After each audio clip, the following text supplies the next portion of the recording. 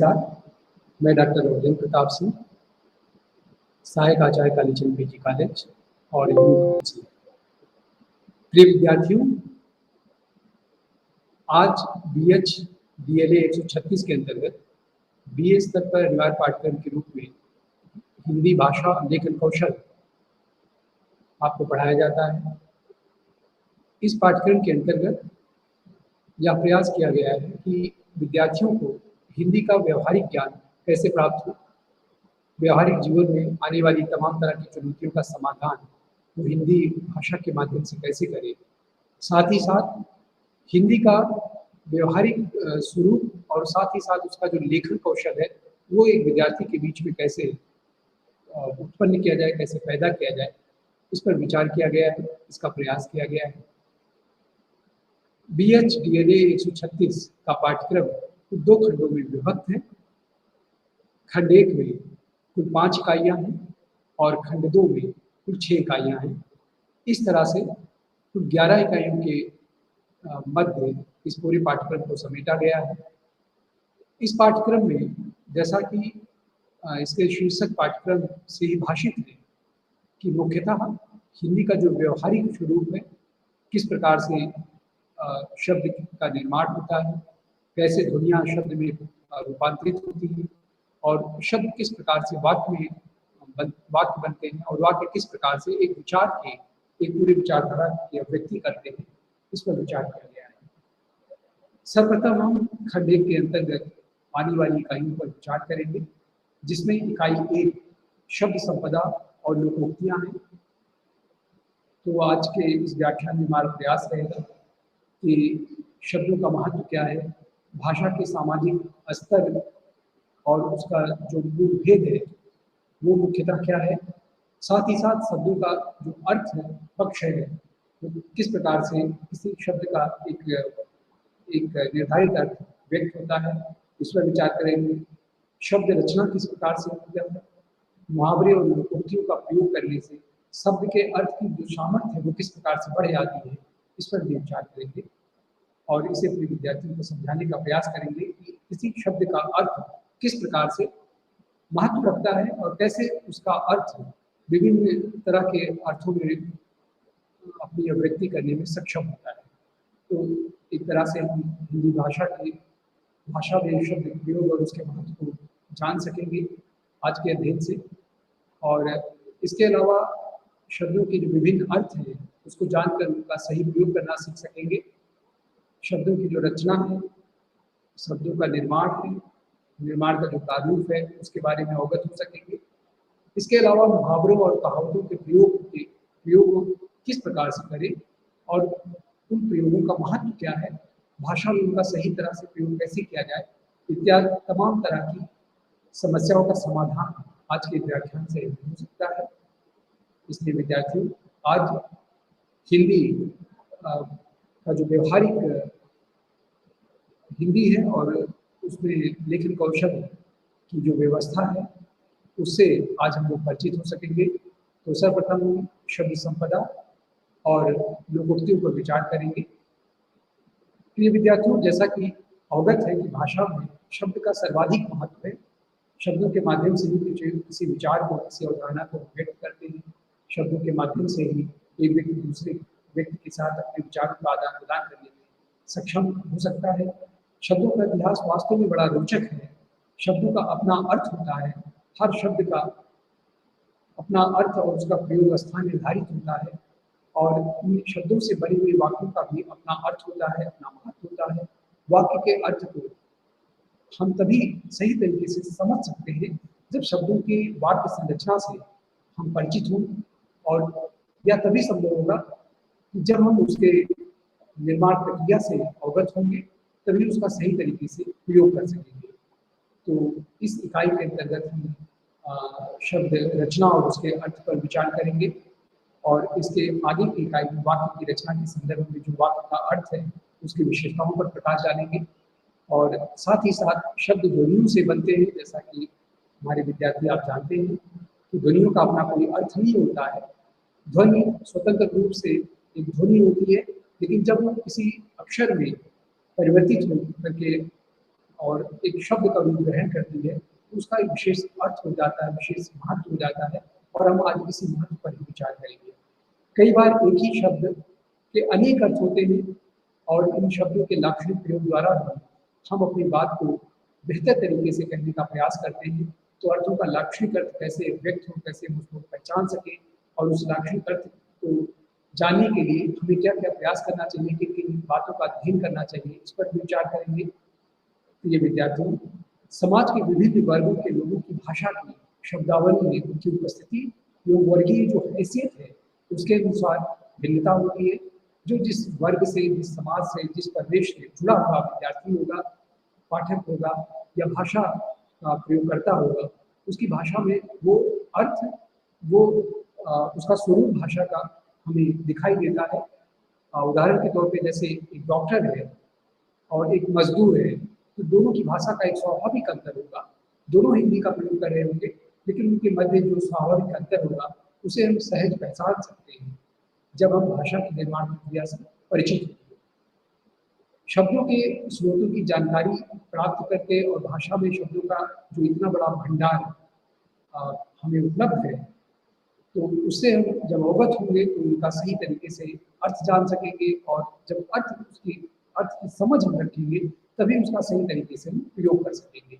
संस्कृति और प्रांतीय भाषाओं की जो शब्दावली है, उसके अलावा हिंदी भाषा में जैसा कि हम जानते हैं कि फारसी, अरबी, तुर्की, अंग्रेजी, जापानी, फ्रांसीसी आदि शब्दों ने भी अपनी जगह बना ली है। तो हिंदी कहने से केवल हिंदी का बोध अवश्य होता है, लेकिन उसका अगर व्यवहारिक पक्ष देखें और शब्द भंडार जो हमारे यहाँ शब्द संपदा है, उसमें जो शब्द संकलित हैं वो कहीं न कहीं से चलन के माध्यम से हमारी आवश्यकताओं के द्वारा, आवश्यकता होने के द्वारा जो उसका प्रयोग चलन में आया, उसके द्वारा वो धीरे धीरे संग्रहित होते गए और आज एक विपुल और बृहद शब्द भंडार, शब्दकोश जो हमारे पास शब्द संपदा उपलब्ध है, वो निश्चित रूप से बहुत समृद्धशाली है।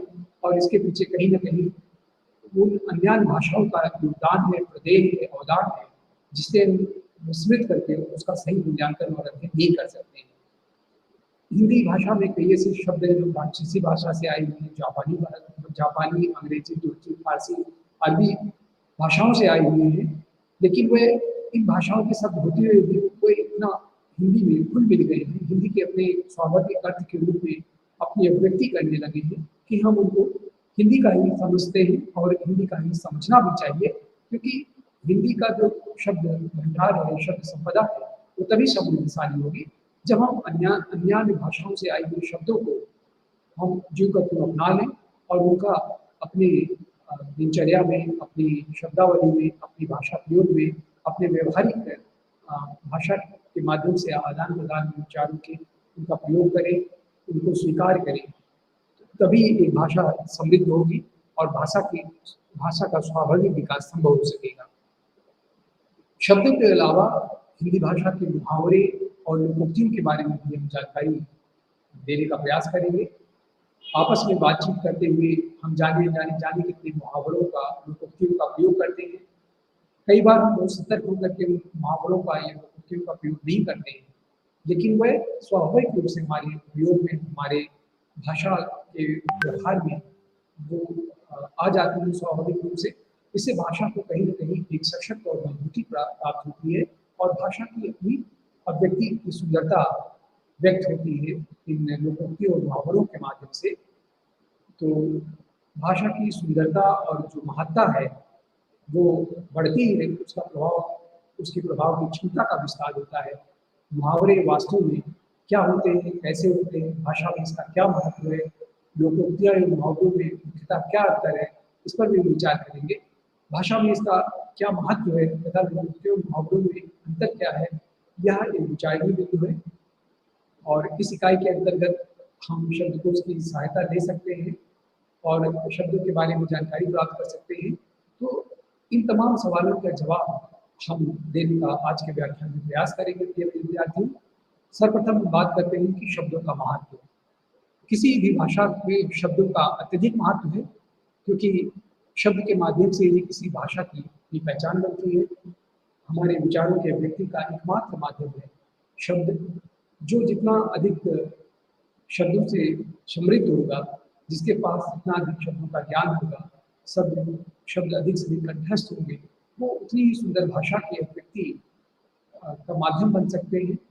तो इसलिए सर्वप्रथम जानने का प्रयास करेंगे कि शब्दों का एक भाषा में महत्व क्या है, उनका उपयोग क्या है, और विशेष रूप से हिंदी भाषा में अगर हम देखें तो व्यवहारिक हिंदी में रचना कौशल के रूप में इन शब्दों का क्या वैशिष्ट है, क्या महत्व है, इस पर विचार करेंगे।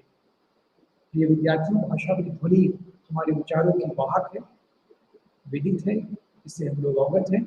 लेकिन जब हम ध्वनियों से अर्थ प्रकट नहीं कर सकते, जब तक वह ध्वनि किसी सार्थक रूप में ना अपना रूप अपनाए, जैसे आ, का, ता आदि ध्वनियाँ हैं, लेकिन ये सार्थक ध्वनियाँ नहीं कही जा सकती हैं जब तक इनमें इनसे कोई किसी अर्थ का बोध नहीं होता हो, जब तक किसी अर्थ का हमें इससे ज्ञान नहीं प्राप्त होता हो, तब तक कोई निरर्थक ध्वनि हमारे सामने होती है। भाषा के अर्थ का जो वाहक है वो शब्द होता है, और जो मुख्यतः ध्वनियों से बनता है। जैसे आम शब्द कहने पर हमारे मन में एक वस्तु का बोध होता है। आम शब्द में आ और माँ दो ध्वनियाँ हैं।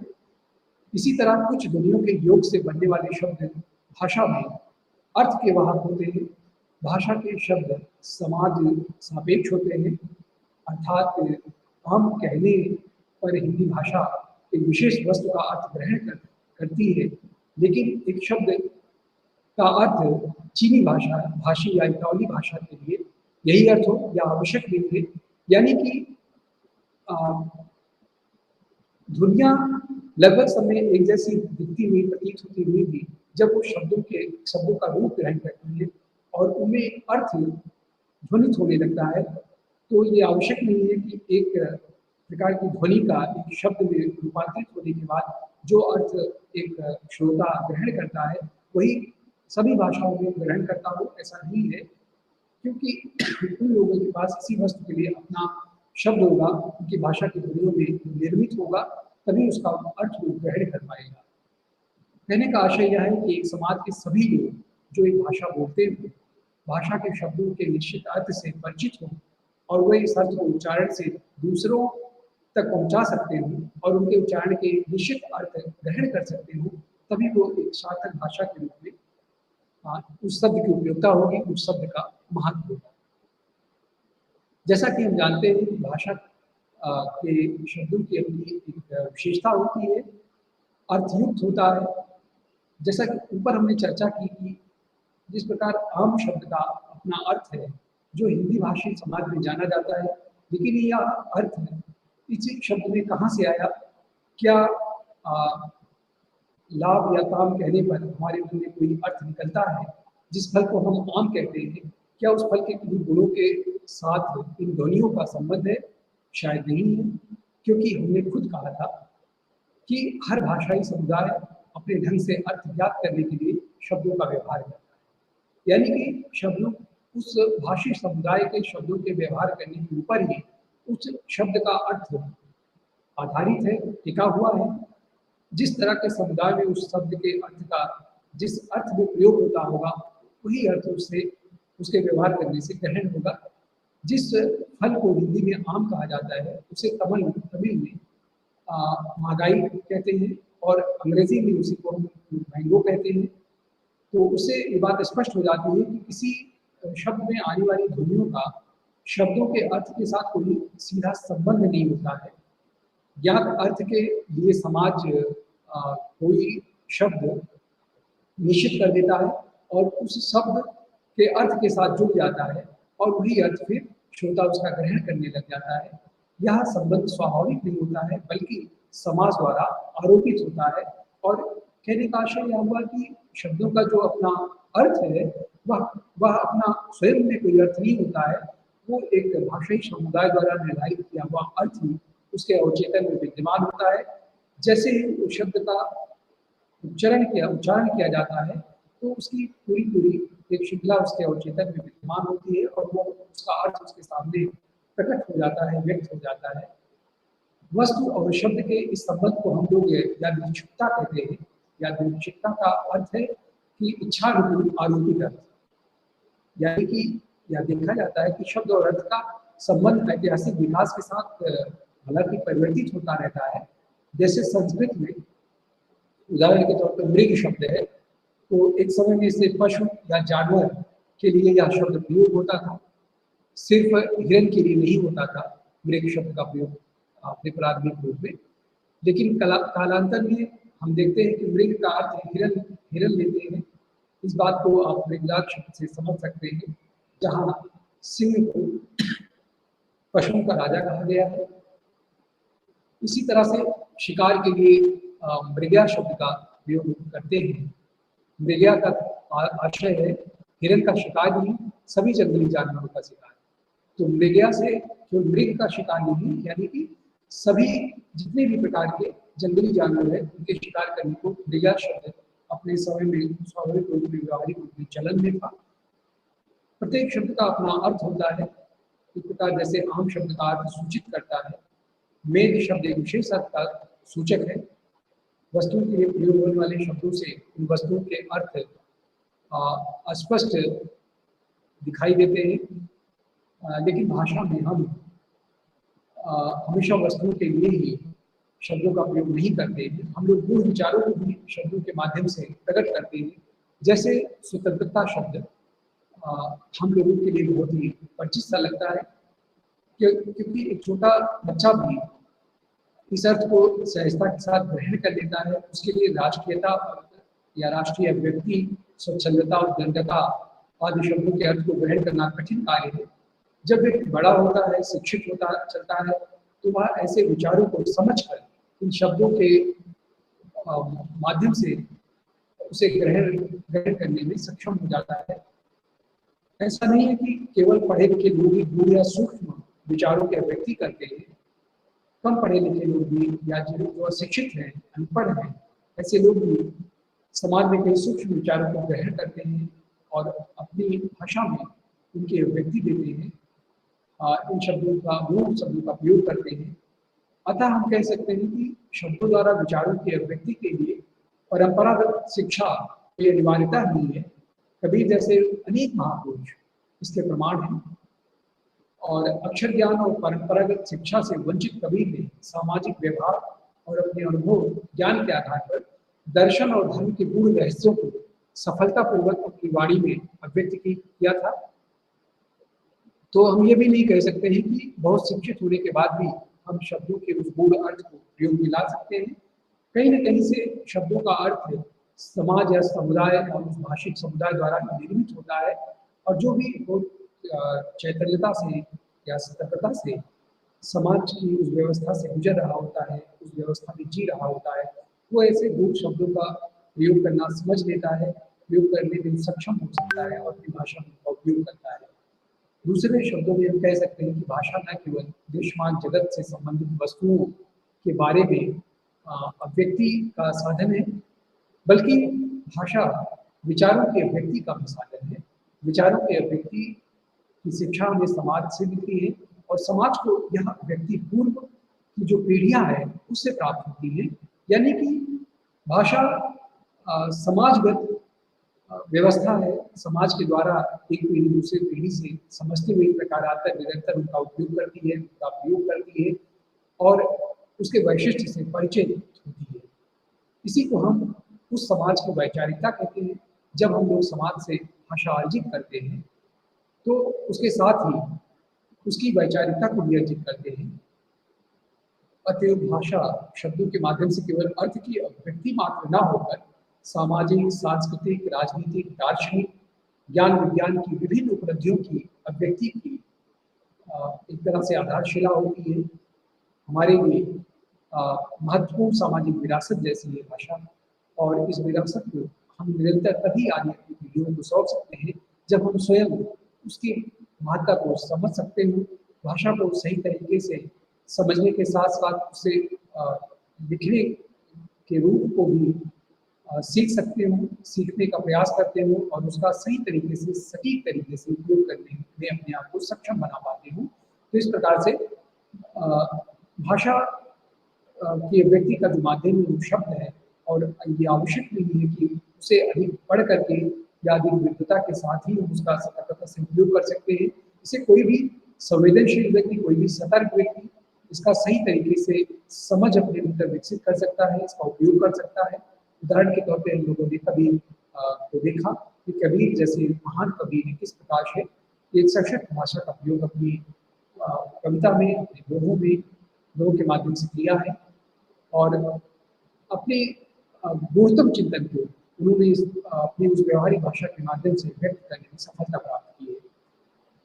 अब हम बात करते हैं कि भाषा का जो सामाजिक स्तर है उसमें विभिन्नता क्या है, उसका भेद क्या है, इस पर विचार करेंगे। प्रिय विद्यार्थियों, हमने शब्दों के बारे में जो चर्चा की उसमें सामाजिक स्तर भेदों को नहीं लिया है और न ही प्रयोग के स्तर पर शब्दों के बारे में जो चर्चा की उसमें कोई भेद किया है, लेकिन उसकी महत्ता की बात अवश्य की है। हमने देखा कि जो बचपन के दोस्त बातचीत में बे, अबे आदि शब्दों का प्रयोग करते हैं, जबकि औपचारिक चर्चा जैसे स्कूल हुआ, दफ्तर हुआ या कोई भी ऐसा औपचारिक स्थान जहाँ पर हम भाषा का भिन्न प्रकार से प्रयोग करते हैं, हम भाषा के विशेषकर शब्दों की सृष्टि से भाषा के दो स्पष्ट स्तर पहचान सकते हैं, जैसे औपचारिक भाषा और अनौपचारिक भाषा। घरेलू बातचीत हुई या दोस्तों के साथ वार्तालाप है या पिता के साथ, भाई के साथ, पुत्री के साथ हमारी बातचीत वार्ताएं हैं, वो एक औपचारिक भाषा के औपचारिक भाषा का हम लोग वहाँ प्रयोग करते हैं। लेकिन जब हम सोसाइटी में होते हैं, कार्यालय में होते हैं या विशिष्ट विषयों पर परिचर्चा कर रहे होते हैं या इस प्रकार से व्याख्यान दे रहे होते हैं, तो यहाँ पर हम हमारी जो भाषा है वो औपचारिक होती है, जिसमें शब्दों का प्रयोग अत्यंत सावधानी के साथ करना पड़ता है। यानी कि अनौपचारिक भाषा में हम बिना संकोच के, बिना भेदभाव के, बिना अधिक सतर्क हुए भाषा का प्रयोग करते चलते हैं, जिसमें बहुत सरल तरीके से जो भी विचार हमारे मन में आता है हम उसे जैसे भी सही शब्दों के माध्यम से व्यक्त करते जाते हैं। लेकिन जब हम किसी स्थान विशेष पर होते हैं और वहाँ पर हमें औपचारिक भाषा का प्रयोग करना अनिवार्य हो जाता है और दोनों भाषाओं के मध्य जो अंतर विद्यमान है वह स्पष्ट दिखाई देता है। इसके अतिरिक्त विभिन्न पेशों और व्यवसायों में भी हम देखते हैं कि हमारी भाषा में काफ़ी अंतर होता है, जिसकी शब्दावली व्यवसाय से व्यवसाय विशेष से जुड़ी होती है। जैसे एक कक्षा में जो प्राध्यापक की भाषा है वो अनौपचारिक भाषा से या सामान्य बातचीत की भाषा से बिल्कुल भिन्न होगी। वहीं पर हम देखते हैं कि व्यापारियों की जो भाषा है, मजदूरों की जो भाषा है, उनमें भी काफ़ी भिन्नता होती है, काफ़ी भिन्नता ली होती है और उनके अंदर को हम आसानी से पहचान सकते हैं। सामाजिक स्तर पर भेद के संदर्भ में हम भाषा और उसमें शब्दों के कुछ विशिष्ट लोगों को भी आसानी से पहचान सकते हैं। अनपढ़ लोगों की जो बोली होगी, मिश्रित भाषा प्रयोग उनके शैक्षिक स्तर का परिचायक होती है। कुछ लोग स्लैंग लैंग्वेज या अवभाषा या फ्रेंच भाषा का प्रयोग करते हैं, जो भाषा का बिगड़ा हुआ रूप माना जाता है। कुछ पेशों के व्यक्ति दूसरों से छिपा कर अपनी बात कहना लाजमी समझते हैं। ऐसे लोगों के कहने का उद्देश्य होता है कि उनकी जो भाषा है वो गुप्त तरीके से व्यक्त हो सके, ताकि उनके अलावा जिनके बीच में उनकी वार्ता हो रही है उनके अलावा उस भाषा का अर्थ कोई और न समझ सके। तो इस प्रकार हम देखते हैं और बहुत गुप्त भाषा का भी प्रयोग होता है। इसकी भी जो शब्दावली है वो सामान्य भाषा से बिल्कुल भिन्न होती है। तो इस प्रकार हम देखते हैं कि औपचारिक और अनौपचारिक भाषा के बीच में भी काफ़ी भिन्नता होती है और इनके प्रयोग में भी काफ़ी विभिन्नता दिखाई देती है।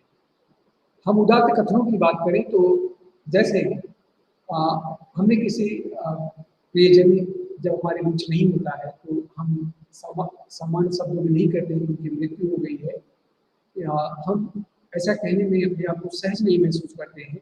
तो इस स्थिति में हम किसी मृत व्यक्ति के प्रति आदर सूचित शब्दों का ही प्रयोग करते हैं, जो अधिक सुसंस्कृत शब्दों के रूप में प्रयुक्त होता है, जैसे वे दिवंगत हो गए या उनका स्वर्गवास हो गया या उनका देहावसान हो गया इत्यादि शब्दों को हम प्रयोग में ले आते हैं, क्योंकि इन शब्दों का प्रयोग इस रूप में करना हमारे लिए सहज लगता है।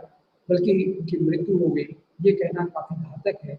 यानी कि मनुष्य अपनी संवेदना के अनुसार ऐसे शब्दों के प्रयोग से भी बचना चाहता है जो कहीं न कहीं अशुभ का संकेत है, जो कभी न कहीं दुखदाई है, जो कहीं न कहीं मन के अवचेतन में एक आहत के रूप में आहत शब्दों के रूप में विद्यमान है। तो उनके अर्थों के प्रयोग से भी हम लोग बचते हैं। उनकी जगह पर कुछ उदात्त शब्दों का प्रयोग करने का चलन है।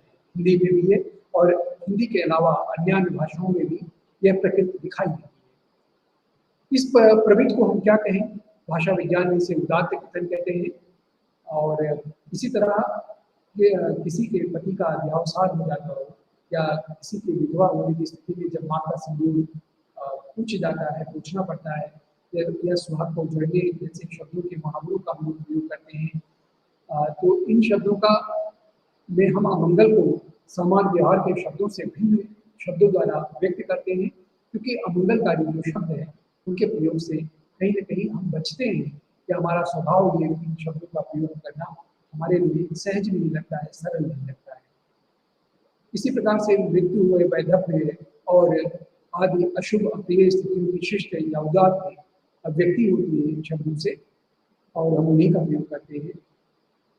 मनुष्य अमंगलकारी घटनाओं या उनके वाचक जो मूल शब्दों से बहुत प्रयोग से बहुत डरता है। इन शब्दों को अपनी जुबान पर लाने से कतराता है। इसी कारण कई शब्दों के स्थान पर उदात्त शब्दों का प्रयोग हमारे चलन में दिखाई देता है, दृष्टिगत होता है, जिनसे अमंगल भाव कम हो सके। उदाहरण के तौर पर जैसे किसी को का हमने बताया कि मौत हो जाए या किसी को चेचक निकल आता हो, तो हम लोग उसके लिए बोलते हैं चिकन पॉक्स। कोई अंग्रेजी में प्रयोग करता है, या माता जो निकल आई है, शीतला माता का उदय हुआ है, इस तरह के शब्दों का हम लोग प्रयोग करते हैं। तो हम उदात्त शब्दों के प्रयोग की तरफ उन्मुख होते हुए दिखाई देते हैं ऐसी स्थिति में जब शब्दों के उस कठोर या आहत शब्दों के प्रयोग से या ऐसे शब्द जो कहीं न कहीं से हमें डराते हैं, हमारे लिए अशुभ का वाहक होते हैं, उनके प्रयोग से हम बचते हैं। ऐसे शब्दों के संदर्भ में भाषा प्रयोग की परिस्थितियों के अनुसार शब्दों के अर्थ परिवर्तन में हमें देखने को मिलते हैं।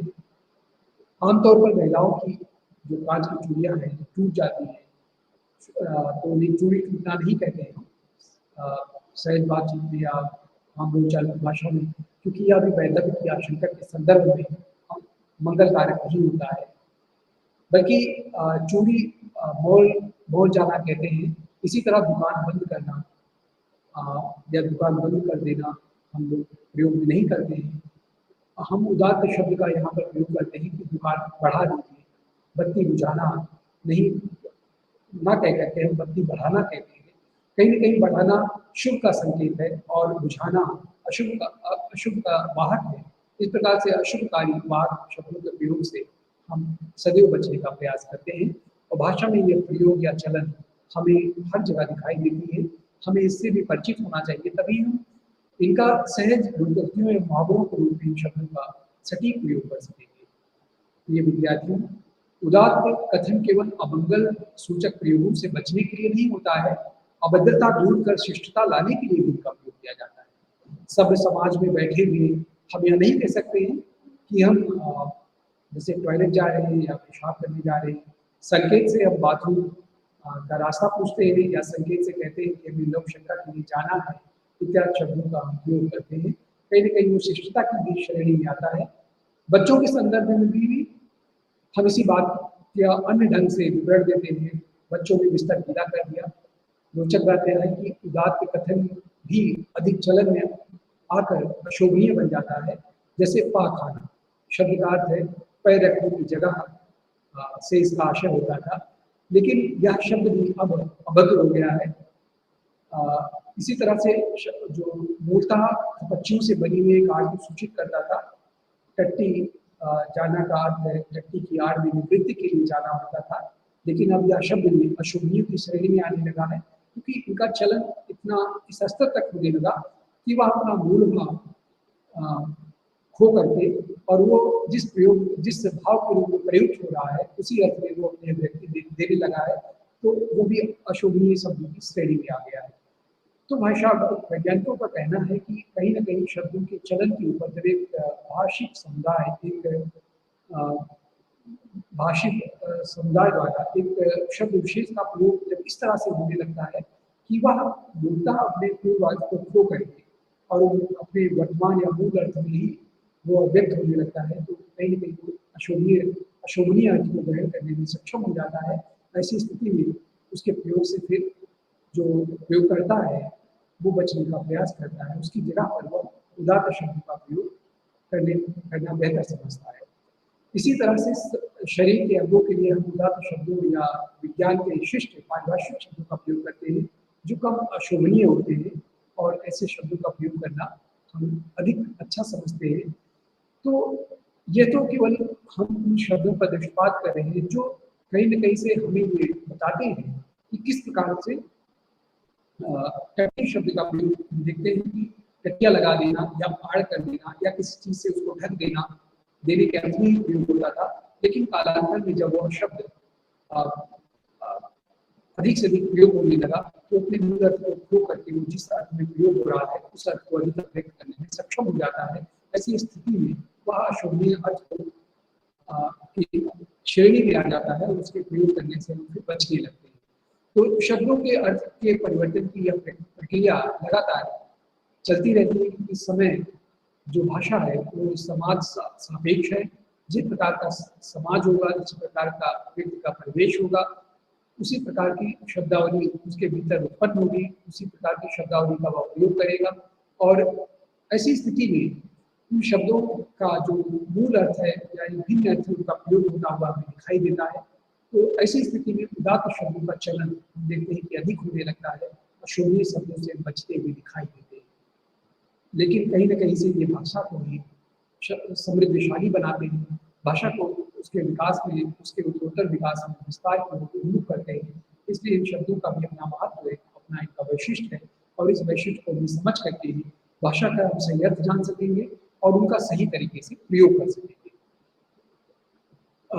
शब्दों के जो विभिन्न स्रोत हैं, शब्द भंडार है, उन पर विचार आवश्यक है कि शब्द विभिन्न तरीके से हमारे शब्दकोश में आते हैं। शब्द भंडार बड़ा होने में, समृद्धशाली होने में काफ़ी लंबा समय या लंबी यात्रा करने के बाद ही एक शब्दकोश, एक भाषा की जो शब्द संपदा है वो समृद्ध होती है। यह हमें विचारणीय है। भाषा में जो शब्द है वो आखिर कैसे बने हैं, ऐसे शब्द से अधिक से अधिक शब्द कैसे आए हैं, इसकी जानकारी भी हमारे लिए आवश्यक होती है। हिंदी भाषा, जैसा कि हम जानते हैं, संस्कृत भाषा से उद्भूत हुई है, अतः इसमें संस्कृत के अनेक शब्द होना स्वाभाविक है। कुछ शब्द हिंदी भाषी समाज ने व्यवहार द्वारा विकसित किए हैं। यह भाषा उर्दू के माध्यम से, अरबी फारसी के शब्दों से भी समृद्ध हुई है। अंग्रेजों के शासन काल में समय भी इस भाषा में सैकड़ों शब्द अंग्रेजी से आए। उनका प्रयोग हम आज भी बड़े स्वाभाविक तरीके से करने लगे हैं। जिस तरह एक नदी में विभिन्न तरह के स्रोतों से जल आकर मिलता है और नदी का विस्तार होता है, उसी तरह से विभिन्न स्रोतों से आने वाले शब्दों या शब्द भाषा को समृद्ध करते हैं, भाषा को समृद्धशाली बनाते हैं। हिंदी भाषा के शब्द भंडार के लिए भी हम विभिन्न स्रोतों पर चर्चा करेंगे, जिस स्रोतों के माध्यम से हिंदी का जो शब्द भंडार है वो काफ़ी विशाल हुआ, काफ़ी समृद्धशाली हुआ। यदि हम हिंदी भाषा के शब्द स्रोतों पर बात करें, शब्द भंडार के स्रोतों पर बात करें, तो सबसे पहले हम 4 बिंदुओं पर चर्चा कर सकते हैं। जैसा कि विदित है कि शब्द मुख्यतः तत्सम, तद्भव, देशज और विदेशज के रूप में जाने जाते हैं। कुछ शब्द तत्सम हुए हैं जो कहीं न कहीं से तत् माने वह, सब माने समान, यानी कि जो उसके समान हो। किसके समान हो? संस्कृत भाषा के समान हो, संस्कृत मूल रूप में हो।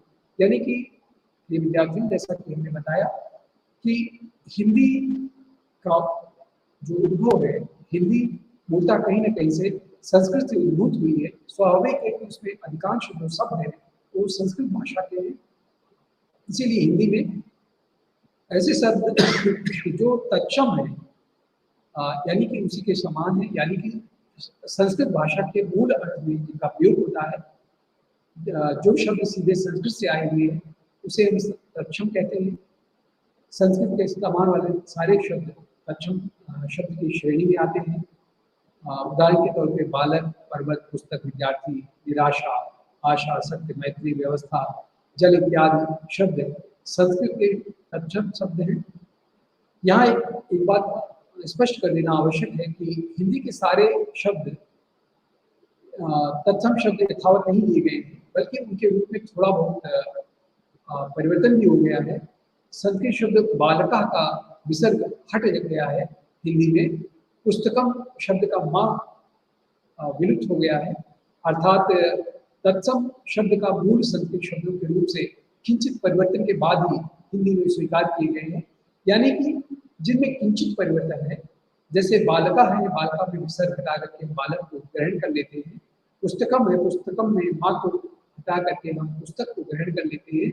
ऐसे शब्दों को हम तत्सम शब्दों की श्रेणी में रखते हैं और उनमें किंचित परिवर्तन करते हुए उनका हिंदी में प्रयोग स्वीकार करते हैं। छोड़े गए चिन्ह संस्कृत के शब्दों के वचन या लिंग के सूचक होते हैं। हिंदी में वचन और लिंग के सूचक दूसरे चिन्ह हैं, इसलिए ये चिन्ह हिंदी में छोड़ दिए गए हैं। इसी प्रकार अब हम बात करते हैं तत्सम शब्दों की, तद्भव शब्दों की। तत् का अर्थ है वह और भव का अर्थ है उत्पन्न होना, अर्थात ये वह शब्द होते हैं जो संस्कृत से हिंदी में रूप परिवर्तन के साथ उत्पन्न हुए, लाए गए। तद्भव शब्द भी संस्कृत मूल के ही है, लेकिन मूल रूप में लिए गए शब्द नहीं है, बल्कि ये ऐतिहासिक क्रम में बदलते हुए रूप में हिंदी में आए हैं। जैसे एक शब्द का हम उदाहरण रखते हैं कि कर्म है। कर्म है, कर्म से कर्म का अगर पिछला रूप देखें तो काम में मिलता है, काम के और पीछे संस्कृत शब्द के रूप में जाए तो हस्त शब्द का प्रयोग मिलता है या उसी का हाथ हो जाता है। तो हस्त का हाथ और कर्म का काम, ये इसके पूर्व रूप है और जिनके विकास प्रक्रिया के तहत तद्भव शब्द को अपना लेते हैं। संस्कृत भाषा के बाद उसमें क्रमशः पाली, प्राकृत, अपभ्रंश आदि भाषाएं बनी हुई है। इन भाषाओं में ध्वनि परिवर्तन या उच्चारण की भिन्नता के कारण शब्द के रूप भी बदल दिए गए हैं। हिंदी सच संस्कृत शब्द से बना हुआ है, लेकिन यह परिवर्तन अचानक एक दिन में नहीं होता है, बल्कि धीरे धीरे कालांतर में इनमें परिवर्तन आता है। परिवर्तन के क्रम को हम कुछ उदाहरण के रूप में देख सकते हैं। जैसे सत्य है, पाली प्राकृत में इनका रूप जो हमें मिलता है, पाली में मिलता है सत्य का, सत्य मिलता है, और वही प्राकृत भाषा में उसका रूप देखते हैं पाली के बाद प्राकृत भाषा में, तो उसमें सच मिल जाता है और वही हिंदी में आकर के सच हो जाता है। तो हम देखते हैं कि शब्द एक ही है और तद्भव शब्दों की जो विशेषता है वो ये है कि एक लंबे कालखंड में उन शब्दों के प्रयोग के आधार पर उनमें जो परिवर्तन होता रहता है, वो मूल रूप उसका न रह करके उसका एक परिवर्तित पूर्णतः परिवर्तित रूप हमारे सामने आता है। ऐसे शब्दों को हम तद्भव शब्द, यानी कि जो उन्हीं शब्दों के कहीं न कहीं आधार पर आंशिक रूप से ही सही उत्पन्न हुए होते, भाषित होते हैं या हुए होते हैं, ऐसे शब्द को हम तद्भव शब्द कहते हैं। इस प्रकार बदलते हुए शब्दों को ही हम तद्भव कहते हैं। उच्चारण के लिए देखेंगे तद्भव और जो तद्भव और तत्सम शब्द हैं उनके कुछ उदाहरण दिए जा सकते हैं। जैसे तत्सम शब्दों की श्रेणी में हम देखें कि सूर्य है, उसका तद्भव रूप हो जाएगा सूरज। इसी प्रकार से चंद्र का तत्सम है, चंद्र तत्सम का तद्भव रूप है वो चांद शब्द के रूप में दिखाई देता है। इसी प्रकार से वर्षा शब्द तत्सम है और इसी का आम चलन में बोलचाल की भाषा में हम लोग वर्षा शब्द का प्रयोग होते पाते हैं। सर्प है, जिसका हम लोग सांप के तौर पे अधिक चलन में आम बोलचाल की भाषा में देखते हैं। आम्र है, आम्र की जगह पर तद्भव शब्द बहुत चलन में है और हिंदी का अत्यधिक निजी शब्द के तौर पर प्रयोग होता है, जैसे आम है। इसी प्रकार संध्या का साँझ, करपट का कपड़ा और वृद्ध का बूढ़ा और मयूर का मोर, हस्त का हाथ इत्यादि जो तत्सम से तद्भव शब्दों का रूप में दृष्टिगत होता है। कुछ विद्वानों ने तत्सम और तद्भव के जो संस्कृत शब्द से अलग शब्दों का अर्थ है तत्सम वर्ग की श्रेणी को वो स्वीकार करते हैं, जैसे करम, धर्म, चंदर आदि है। लेकिन इन्हीं भी तद्भव वर्ग में ही स्वीकार करना उचित जान पड़ता है। तो हमने देखा कि तत्सम, तद्भव शब्द कहीं न कहीं से भाषा के शब्द भंडार को समृद्धिशाली बनाते हैं, और इन शब्दों के माध्यम से, तद्भव और तत्सम के माध्यम से हम किसी भाषा की, खास करके जो हिंदी भाषा है उसके शब्दकोश को, उसकी शब्द संपदा को समृद्ध बनाते हैं। इसी रूप में देशज शब्दों की बात करें तो देशज शब्द वह शब्द है जिनका स्रोत में ज्ञात नहीं होता है। देश जा यानी जा से उत्पन्न होना, ऐसे शब्द जो उत्पन्न हुए हैं कहाँ से, किस रूप में हुए, उनका हमें पता नहीं होता है। ये न संस्कृत के मूल शब्द हैं, न बाहरी या विदेशी भाषा से आए हुए शब्द होते हैं। ऐसे शब्दों को हम देशज शब्द कहते हैं, और इन शब्दों के उद्भव का कोई आधार नहीं होता है, कोई पता नहीं होता है, और लेकिन उनका हम प्रयोग करते हैं और उनको एक विशेष अर्थ में ग्रहण भी करते हैं। ये हिंदी भाषा के अपने शब्द होते हैं, और इन्हीं हिंदी भाषा का ही शब्द मान करके हम इनको अपने शब्दकोश में स्थान देते हैं। इन शब्दों का प्रयोग उस भाषाभाषी समाज में भी प्रारंभ हुआ, अर्थात ये सही मायने में भाषा के अपने शब्द हैं। हिंदी के कई बहुवचनित शब्द जैसे पेड़ है, लड़का, खिड़की आदि देशज शब्द हैं। इनका कहीं कोई बैलगाड़ी है तो इनका कहीं कोई उद्भव का लोटा है, बाल्टी है। ये ऐसे शब्द हैं जिनके उद्भव का सही कोई ज्ञान नहीं होता है, फिर भी इनका प्रयोग होता है और इनका अपना अर्थ होता है। ये शब्द बाहर के स्रोतों से, इनमें कुछ देशज ऐसे भी है जो बाहर के स्रोतों से आए हुए होते हैं, जिन्हें दिन की सुविधा के लिए हम मुख्यतः 3 बिंदुओं में बांट सकते हैं, जिनमें आर्य परिवार की भाषाओं से जो आए हुए शब्द हैं, जैसे मराठी में लागू है, चालू है, ये मराठी शब्द है। बंगला में जैसे गल्फ है, कहानियों के लिए कहा जाता था, कथा के लिए, तो गल्फ हिंदी में आया है। इसी प्रकार से भारत के अन्य भाषा परिवारों से जो शब्द आए हुए, जिनमें द्रविड़ भाषा परिवार है, जिनमें मीन है, प्राचीन, इडली, सांबर आधुनिक शब्दों के रूप में प्रयोग होते हैं, चलन में दिखते हैं। मुंडा, कोड़ी, इस तरह विदेशी भाषाओं से भी इसी प्रकार कुछ शब्द आए हुए हैं जिनका हम प्रयोग करते हुए देखते हैं या प्रयोग करते हैं अपने आम व्यवहार में, बातचीत में। इस वर्ग में हजारों शब्द हमें प्रयुक्त होते हुए दिखते हैं, जैसे अंग्रेजी से साइकिल है, रेल टिकट, स्टैंड, निक, stove, telephone, mobile, car, machine, fan इत्यादि ऐसे तमाम शब्द हैं जो इंग्लिश या अंग्रेजी भाषा के हैं, जिनका हम लोग सामान्यतः प्रयोग करते हैं। भारत में इस्लामी शासन के दौरान उर्दू भाषा का जो विकास हुआ, उनमें हजारों अरबी, फारसी भाषा से आए हुए शब्द हिंदी में घुल मिल गए हैं, और उन शब्दों का प्रयोग हिंदी शब्दों के रूप में ही होता है। मुगल तुर्कों का भी यहाँ शासन रहा, और ऐसे जो स्वाभाविक है उनकी भी जो शब्दावली है, उनकी भी जो सामाजिक परिवेश में अधिक बोली जाने वाले शब्दों का जो चलन रहा है, वो भी हिंदी में काफी संख्या में ऐसे शब्द हिंदी में आए। उदाहरण के तौर पे हम अरबी शब्दों की अगर बात करें तो कुछ एक शब्दों का उदाहरण देकर के इस बात को स्पष्ट कर सकते हैं। जैसे हिरासत है, हिरासत शब्द उसको हिरासत में ले लिया गया, कैद में ले लिया गया, तो हिरासत में लेना यह अरबी भाषा का शब्द है। अखबार है, न्यूज़पेपर हम प्रतिदिन पढ़ते हैं, उसके लिए समाचार पत्र का प्रयोग भी करते हैं हिंदी के शब्द के रूप में। लेकिन अखबार शब्द भी बहुत चलन में है जो अरबी भाषा का है। या हमें दफ्तर जाना है, ऑफिस जाना है, दफ्तर जाना है, दफ्तर शब्द भी अरबी भाषा का है। इसी प्रकार से बगावत है, किला है, सलाम है, कस्बा है, ताबीज़ है, फरिश्ता, तकदीर, गुनाह, या औरत शब्द है। औरत कितना चलन में, बहुत चलन में है। औरत शब्द भी कहीं न कहीं मूलतः ये अरबी भाषा का शब्द है औरत, और उसका हम लोग हिंदी के शब्द के रूप में बहुत प्रयोग करते हैं। मन्नत करना या ताबीज़ बांध देना इत्यादि शब्द बहुत चलन में है। ये अरबी के शब्द हैं, लेकिन उनका प्रयोग हम देखते हैं कि हिंदी में होता है। यानी कि हिंदी का जो शब्द भंडार है उसे समृद्ध बनाने में इन शब्दों का बहुत बड़ा योगदान है। और इन शब्दों के प्रयोग में या इन शब्दों को अपनाने में हमें कोई गुरेज नहीं करना चाहिए। यदि हिंदी को समृद्धशाली बनाना है, हिंदी को उन्नतशील बनाना है, हिंदी को आगे ले जाना है, हिंदी को सर्वजन सुलभ बनाना है, तो इसके लिए हमें ऐसे तमाम शब्दों को सहजता के साथ ग्रहण करने की प्रवृत्ति अपने भीतर और विकसित करनी होगी। हालांकि हिंदी की प्रवृत्ति है कि बड़ी सहजता से उसके आसपास जो भी भाषाएं आती हैं उसे वो आत्मसात कर लेती है, उसे अपना लेती है और अपने रूप में उसकी अभिव्यक्ति करने लगती है। और ये प्रवृत्तियां जिस भाषा में जितनी अधिक संख्या में होगी, जितनी अधिक रूप में होंगी, वो भाषा उतनी सशक्त होगी।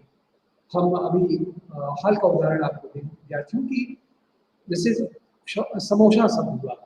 अब समोसा शब्द को बहुत पहले ऑक्सफोर्ड डिक्शनरी ने, शब्दकोश ने अपने भीतर स्थान दे दिया कि समोसा क्या होता है, उसके बाद भी उसको डिफाइन करते हैं। यानी कि समोसा को वो यथावत अपने प्रयोग में लाने लगे हैं और वो शब्द हिंदी का होते हुए भी, हिंदी का अपना निजी शब्द होते हुए भी वो अंग्रेजी भाषा में प्रयोग हो रहा है और अंग्रेजी ने उसको अपने शब्दकोश में स्थान दिया है। तो हमें शब्दों को लेने में, शब्दों को आत्मसात करने में, शब्दों के प्रयोग में स्वाभाविक रूप से ग्रहण करने में कोई संकोच नहीं करना चाहिए, कोई भाषागत बंटवारा नहीं करना चाहिए, ताकि हिंदी समृद्धिशाली हो सके। हिंदी की जो संप्रेषणीयता है, हिंदी का जो लेखन कौशल है वो विकसित हो सके, हिंदी का जो व्यवहारिक स्वरूप है, व्यवहारिक रूप है, वो अधिक समृद्धशाली और सशक्त हो सके। और इसको हम तभी समृद्धशाली बना सकते हैं, सशक्त बना सकते हैं, जब हम उसके महत्व को जानते हैं, समझते हैं। और जब हम उसके महत्व को समझेंगे और उस भाषा के उद्भव और विकास को समझेंगे, विकास की उस प्रक्रिया को समझेंगे, तो हम उसका सही प्रयोग करेंगे, शुद्धता के साथ प्रयोग करेंगे और सटीक प्रयोग करेंगे।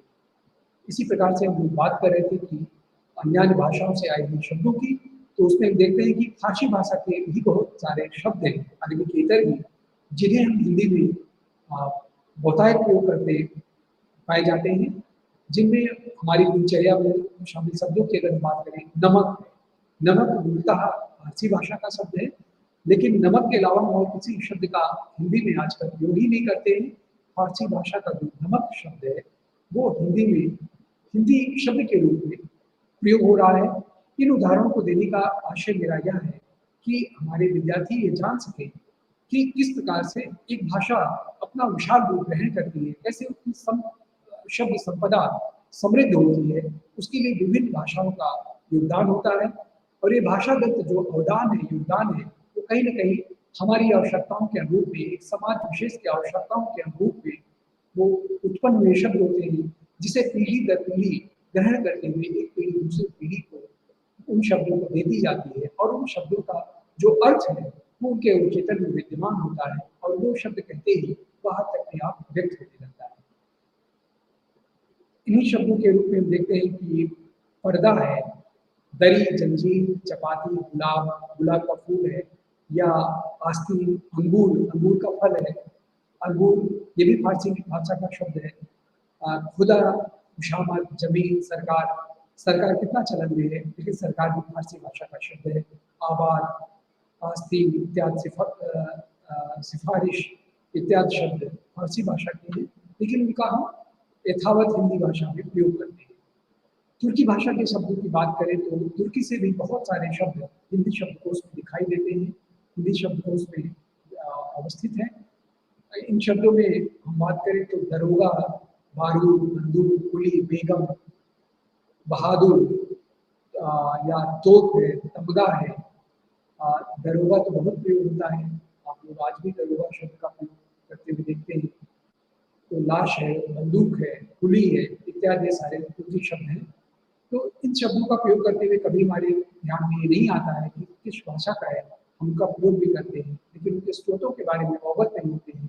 लेकिन इन शब्दों के स्रोतों से हमें परिचित होना चाहिए, ताकि हम जान सकें कि इन शब्दों की जो अर्थवत्ता है, इन शब्दों से जो अर्थ व्यक्त हो रहा है वो अचानक नहीं हो रहा है, उसके पीछे एक लंबी यात्रा उन शब्दों की छिपी हुई है। और जिन यात्राओं के माध्यम से वो शब्द इस रूप में हमारे सामने व्यक्त होते हुए अपने अर्थों को कर पाते हैं, करने में सक्षम होते हैं।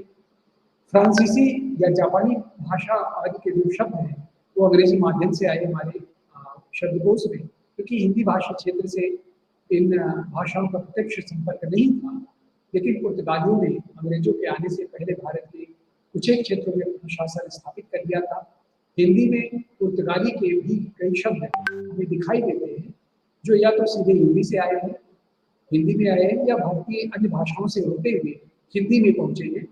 जैसे पुर्तगाली शब्दों की बात करें तो पादरी है, काजू है, चाबी, चाबी, बिस्कुट, कमीज, तौलिया।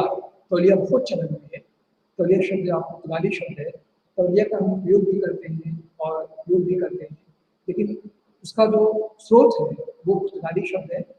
विदेशी भाषाओं से शब्द ग्रहण करने की प्रक्रिया हमेशा चलती रहती है और हर भाषा में चलती रहती है। तो इस प्रक्रिया को लेकर के या शब्दों को अपनाने की इस प्रक्रिया को हमें उसी रूप में ले लेना चाहिए। इसके बारे में कोई संकीर्णता नहीं होनी चाहिए, किसी प्रकार का कोई भराव नहीं होना चाहिए, किसी प्रकार का संकोच नहीं होना चाहिए। इन्हें उदात्त भाव से, उदात्त रूप में हमें ग्रहण करना चाहिए। आज भी हम नए विचारों को मूल शब्द के रूप में ग्रहण करते हैं। इससे भाषा समृद्ध होती है, भाषा जीवंत होती है। ऐसे नए शब्द है जैसे स्पुतनिक है, सॉफ्टवेयर है, इत्यादि शब्द भी आजकल चलन में है और इन शब्दों को भी हमें लेने में कोई संकोच नहीं है और इससे हमारी भाषा कहीं न कहीं अधिक मजबूत और सशक्त होती है। उदाहरण के तौर पर कुछ तद्भव शब्दों का और तद्भव शब्दों के उदाहरण के माध्यम से हम लोगों ने समझा, तो ये व्यवहारिक हिंदी का एक प्रारूप है, उसका स्वरूप है। इसी प्रकार शब्दों का जो अर्थ पक्ष है उस पर भी हम थोड़ा विचार कर लेते हैं कि किसी शब्द का जो अर्थ है वो वही अर्थ क्यों होता है, उससे भिन्न अर्थ उसका क्यों नहीं हो सकता है, यह हमें विचारणीय है। वस्तुतः जो भाषा है या शब्द भाषा में अर्थ के वाहक के रूप में प्रयुक्त होते हैं। शब्दों के माध्यम से हम अपने मन में एक अर्थ को व्यक्त करते हैं, प्रकट करते हैं, परंतु शब्द और अर्थ का संबंध तलवार और ज्ञान की तरह होता है। शब्दार्थों सहितो भाव्यम, भामा ने कहा है कि शब्द और अर्थ जो सहित भाव है वही साहित्य है या वही शब्द है, या नहीं कि हर शब्द का एक ही अर्थ हो। एक अर्थ से अलग भी या भिन्न भी अर्थ उसके हो सकते हैं। कहीं एक ही शब्द के अनेक अर्थ होते हैं और कहीं दो तीन अर्थ भी एक शब्द के होते हैं। ऐसा क्यों होता है, या ऐसी स्थिति में हम शब्दों के भिन्न अर्थ कैसे समझ सकते हैं, ये भी विचारणीय प्रश्न है और एक कठिन चुनौती भरा प्रश्न भी है विद्यार्थियों के सामने की जब एक शब्द के जैसे सारस शब्द है उसको हम लोग संस्कृत शब्दकोश में देखते हैं कि शब्दकोश में सारस के करीब 70 अर्थ दिए गए हैं। तो इन एक ही शब्द के जो भिन्न भिन्न अर्थ हैं उन भिन्न अर्थों से हम कैसे परिचित हो सकें, तो इसका एक सीधा सा उत्तर है कि उनके प्रयोग के आधार पर ही हम उनके अर्थों की भिन्नता से परिचित हो सकते हैं।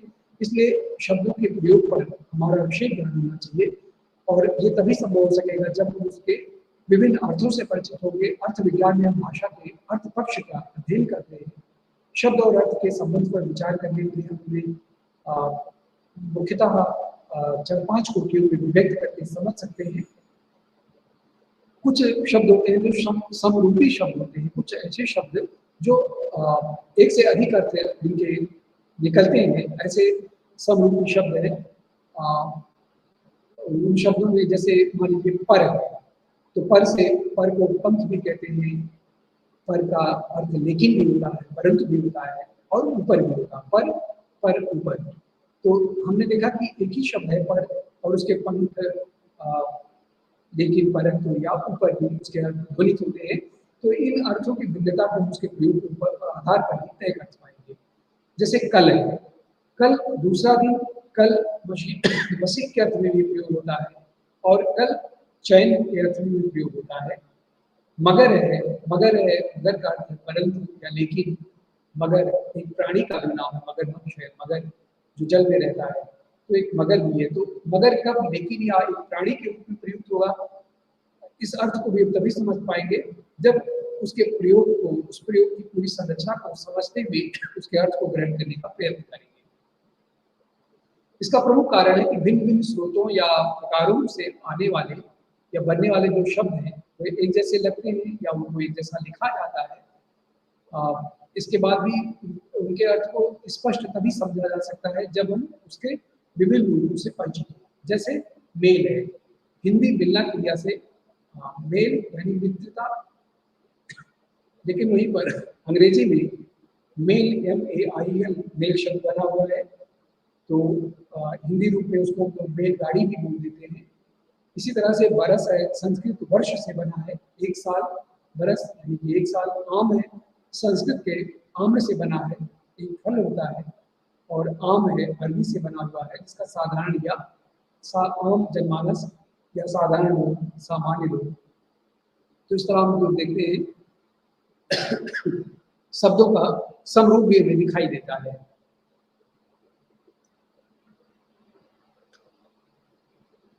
इसी प्रकार शब्दों का पर्याय रूप से भी हमें परिचित होना आवश्यक है। शब्दों के पर्याय रूप भी हमें दृष्टिगत होते हैं, उन पर भी दृष्टिपात करना आवश्यक है। जब एक से अधिक शब्दों का अर्थ समान होता है तो वे पर्याय कहलाते हैं। व्याकरण में इन शब्दों को हम पर्यायवाची कहते हैं। कुछ पर्यायवाची शब्दों का उदाहरण के रूप में हम चर्चा कर सकते हैं, जैसे सूरज है। अब सूरज शब्द के विभिन्न पर्यायवाची हैं, जिनमें कुछ एक पर्यायवाची के शब्दों के रूप में हम लोग सूरज का सूर्य, भानुरव, दिवाकर या आफताब शब्दों का प्रयोग देखते हैं पर्यायवाची शब्द के रूप में। इसी प्रकार से कमल शब्द है, इसका पंकज, नीरज, राजीव, पद्म, अम्बुज, सरोर और सरसिज पर्यायवाची शब्द के रूप में इसका प्रयोग होता है। चंद्रमा या चंद्र के पर्यायवाची के रूप में चंद्रमा, राकेश, मेहताब, चांद, निशाकर इत्यादि शब्दों का प्रयोग होता है। अब सवाल यह है कि ऐसा कौन सा कारण है कि एक ही वस्तु के लिए इतने सारे शब्द हैं? क्या हम इन सारे शब्दों का समान रूप से प्रयोग कर सकते हैं? कुछ विद्वान मानते हैं कि भाषा में वास्तव में पर्याय होते ही नहीं है, क्योंकि हर शब्द का अपना अर्थ होता है और अपने उसके अर्थ की अपनी महत्ता होती है, अपना उज़र होता है। हर शब्द का अपना विशिष्ट अर्थ होता है, इसलिए उनका पर्यायवाची संभव नहीं है। हम सूरज डूब गया कहेंगे, दिवाकर डूब गया कभी नहीं कहेंगे।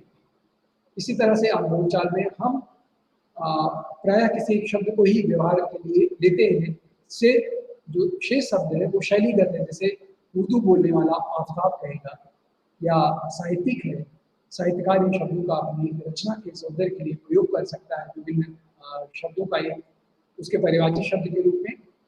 इस दृष्टि से देखा जाए तो हिंदी में सूर्य, सूरज दोनों ही सामान्य बोलचाल के शब्द है। वक्ता ही इनमें से अपने व्यवहार का शब्द चयन करता है। कोई सामान्यतः सूरज कहता है, कोई इंसान सूर्य बोलता है। एक व्यक्ति के लिए दोनों पर्याय नहीं होते हैं। कई कई भाषा में दो तीन शब्द अर्थ के समान अर्थ के रूप में प्रयोग होते हैं, फिर भी उनके प्रयोगों में साफ जो विज्ञता है वो दृष्टिगत होती है, दिखाई देती है। तो इनको हम देखते हैं कि भिन्न अर्थों में इन शब्दों का हमें प्रारूप दिखाई देता है। इसी स्थिति में हम कह सकते हैं कि दोनों शब्द कहीं न कहीं एक दूसरे के पूरक होते हैं। जैसे घर गृह के पर्याय के रूप में प्रयुक्त होता है, और इनके जो प्रयोग हैं वो अलग अलग हो सकते हैं, भिन्न भिन्न हो सकते हैं। और घर घर के स्थान पर गृह का प्रयोग उचित नहीं है। घर बसाना को गृह बसाना नहीं कहते हैं हम बोलचाल की भाषा में। ये प्रयोग है घर जाना, बहुत मन में घर कर जाना, घर उजड़ना, घर छोड़ना, या गृह कला, गृह लाभ, गृह त्याग इत्यादि ऐसे शब्द हैं जिनका गृह के साथ ही प्रयोग करते हैं, न कि घर के साथ करते हैं। शैली की दृष्टि से भी पर्याप्त पर्यायों का विशेष महत्व है। उर्दू शैली में हम सूरत की तुलना मेहताब से करेंगे, और हिंदी में मुख को चंद्र के समान ही कहेंगे। शैली की विशेषता के संदर्भ में आगे साफ लोगों पर हम चर्चा कर सकते हैं। जैसे विलोम शब्द हुआ, विलोम शब्द यानी कि भिन्नार्थक शब्दों के रूप में भी शब्दों का प्रयोग होते हुए पाते हैं। इसी प्रकार हिंदी में अनेकार्थी शब्द का रूप दिखाई देता है, जिसमें शब्द एक ही होता है लेकिन उन शब्दों के अनेक अर्थ में दृष्टिगत होते हैं, दिखाई देते हैं। प्रिय विद्यार्थियों, सह प्रयोग हुआ। तो इस प्रकार हम देखते हैं कि जो हिंदी शब्द संपदा है वो विभिन्न स्रोतों से किस प्रकार से निर्मित होती है। शब्द निर्माण की अपनी प्रक्रिया है जो सातत्य चलती रहती है। जैसे नया है उसमें नया पर उपसर्ग लगा करके भी बनाते हैं, प्रत्यय लगा करके भी नए शब्दों को करते हैं। तो इस प्रकार हिंदी शब्द संपदा का जो स्रोत है वो अंग्रेजी, हिंदी, अरबी, फारसी, उर्दू और हिंदीतर जो भाषाएँ हैं, विभिन्न जो प्रांतीय भाषाएँ हैं, हिंदीतर भाषाएँ हैं, उनका भी बहुत बड़ा योगदान है और इस योगदान को हमें सराहना चाहिए और बिल्कुल निसंकोच इन शब्दों को हिंदी में शामिल करना चाहिए और हिंदी में ऐसे तमाम शब्द हैं जो लगातार शामिल हो रहे हैं, उनका प्रयोग हो रहा है। शब्द रचना में जो व्युत्पत्ति शब्द है उनका भी अति महत्वपूर्ण स्थान है, उपसर्ग प्रत्ययों का अति महत्वपूर्ण स्थान है। तो इस प्रकार हम देखते हैं कि हिंदी को समृद्धशाली भाषा बनाने में इन विभिन्न स्रोतों का बहुत महत्वपूर्ण है। तो इन स्रोतों को हम अगर ध्यान में रख करके उन शब्दों का प्रयोग करते हैं, तभी उसका सही और सार्थक प्रयोग हम कर सकेंगे, तभी हम हिंदी के व्यवहारिक रूप और स्वरूप से परिचित हो सकेंगे और अपने लेखन कौशल को विकसित कर सकेंगे, हिंदी के व्यवहारिक प्रयोग को विकसित कर सकेंगे। इसी के साथ आज के व्याख्यान का या पहला व्याख्यान मैं यहीं समाप्त करता हूँ, यही विराम देता हूँ। आप सभी को बहुत बहुत धन्यवाद। नमस्कार।